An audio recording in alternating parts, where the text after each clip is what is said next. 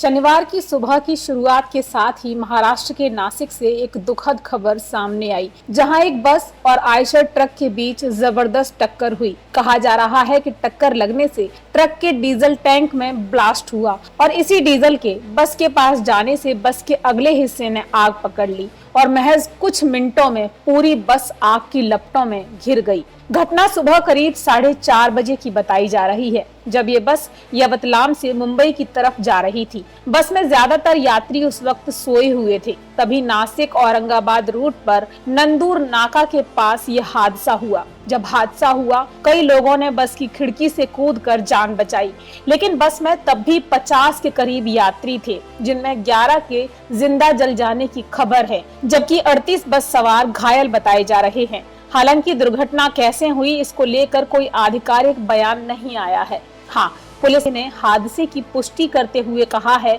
कि दुर्घटना में 11 लोगों की मौत हुई है।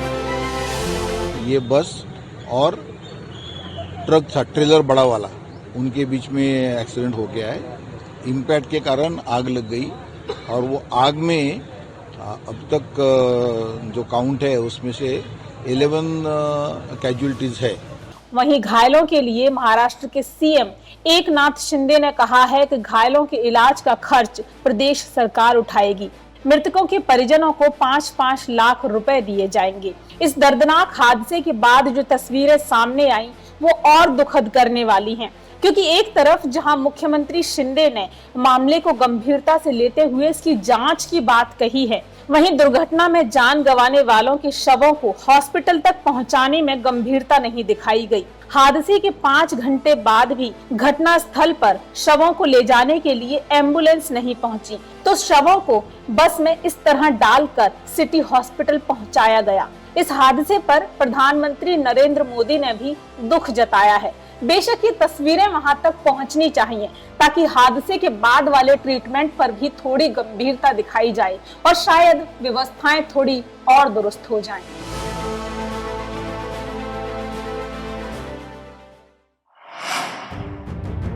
राष्ट्रीय स्वयंसेवक संघ के प्रमुख मोहन भागवत बीते दिनों अपनी मुलाकातों को लेकर खासी चर्चाओं में रही। पहले 5 मुस्लिम बुद्धिजीवियों से मुलाकात और फिर अखिल भारतीय इमाम उमर अहमद इलियासी से मुलाकात भी खबरों में छाई रही और अब एक बार फिर खबरों में है उनका एक बयान। रोजगार वाले बयान के बाद अब आरएसएस प्रमुख मोहन भागवत ने जाति आरक्षण को लेकर एक बयान दिया है, जिसके चलते वो सुर्खियों में है। कल शुक्रवार को महाराष्ट्र के नागपुर में डॉक्टर मदन कुलकर्णी और डॉक्टर रेणुका बोकारे की एक किताब के रिलीज के मौके पर मोहन भागवत ने जाति और वर्ण व्यवस्था को खत्म करने की गुजारिश करते हुए कहा कि समाज का हित चाहने वाले हर इंसान को वर्ण और जाति व्यवस्था की पुरानी सोच को अब भुला देना चाहिए। ऐसी कोई भी चीज जो भेदभाव पैदा करे उसे खारिज करना चाहिए। बता दें कि मोहन भागवत के जाति को लेकर दिए गए इस बयान को आरक्षण के मुद्दे से जोड़कर देखा जा रहा है। इससे पहले भी अभी दशहरे के मौके पर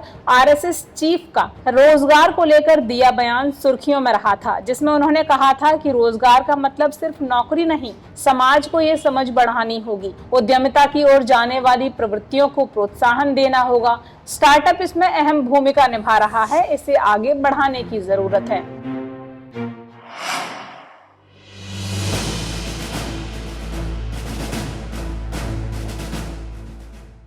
यूं तो राजस्थान पर्यटन के लिए देश भर में अपनी अलग और खास पहचान रखता है, लेकिन अब राजस्थान का उदयपुर पहचाना जाएगा शिव नगरी के गढ़ के रूप में, क्योंकि यहाँ नाथद्वारा शहर में आपको देखने को मिलेगी भोलेनाथ की भव्य विशालकाय प्रतिमा। वैसे तो ये स्थान प्रमुख कृष्ण तीर्थों में एक है, लेकिन अब जब यहाँ शिवजी विराजमान होंगे तो ये और विशेष हो जाएगी, क्योंकि भगवान भोलेनाथ की ये प्रतिमा विश्व की सबसे ऊंची प्रतिमा है, जो 20 किलोमीटर की दूरी से ही दिखाई देने लगती है। इस प्रतिमा की ऊंचाई 350 फीट के ऊपर है और खास बात ये कि 280 फीट यानी भोलेनाथ के कंधों तक श्रद्धालु लिफ्ट के जरिए पहुंच सकेंगे, जिसके लिए इस प्रतिमा के भीतर ही 1-2 नहीं बल्कि 4-4 लिफ्ट लगाई गई हैं।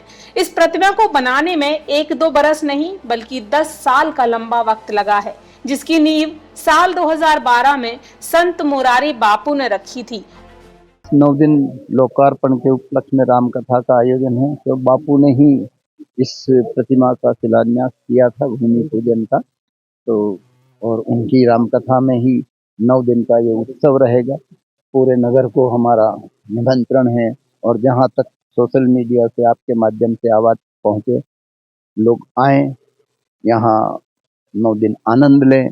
जगह की कमी हो तो घर में अपना टीवी ऑन कर लें और भोजन प्रसाद के लिए यहाँ आए और 9 दिन लुत्फ आनंद उठाएंगे।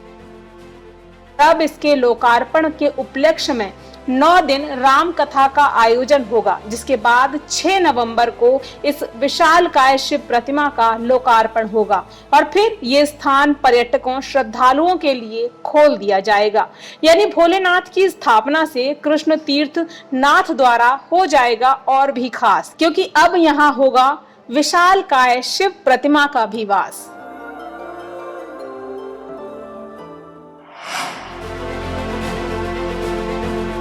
गुजरात के अहमदाबाद का मोढेरा गांव सूर्य मंदिर के चलते यूं तो दुनिया भर में अपनी अलग पहचान बना चुका है, लेकिन अब ये एक और पहल के लिए पहचाना जाएगा, सोलर ऊर्जा संचालन, क्योंकि जल्द ही ये देश का पहला सोलर विलेज बन जाएगा। ऐसा गांव जो 24/7 सोलर एनर्जी से जगमगाएगा। बता दें कि प्रधानमंत्री नरेंद्र मोदी गुजरात के दौरे पर 9 अक्टूबर को मोढेरा गांव को सौर ऊर्जा संचालित गांव घोषित करेंगे। मोढेरा स्थित सूर्य मंदिर में होने वाले भव्य लाइट एंड साउंड शो का फर्स्ट लुक भी जारी कर दिया गया है।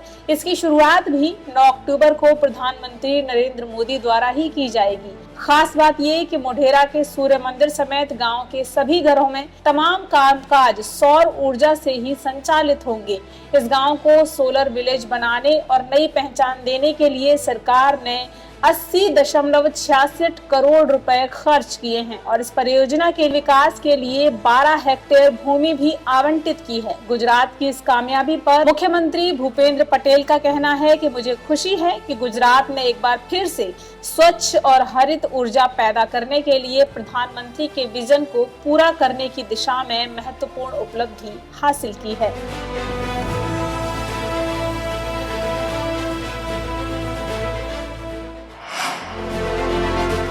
आज 8 अक्टूबर 2022 को इंडियन एयरफोर्स डे है। इस मौके पर भारतीय वायुसेना ने अपनी 90वीं वर्षगांठ मनाई। कार्यक्रम का आयोजन पहली बार दिल्ली से बाहर चंडीगढ़ एयरबेस में हुआ। इस मौके पर 2 खास चीजें हुई। पहली ये कि भारतीय वायुसेना को नई ऑपरेशनल ब्रांच की मंजूरी मिली। इस नई ब्रांच के बनने से फ्लाइंग ट्रेनिंग का खर्च घटेगा और सरकार को करीब 3400 करोड़ रुपए की बचत होगी। वहीं दूसरी खास बात यह है कि इंडियन एयरफोर्स को नई यूनिफॉर्म मिली है।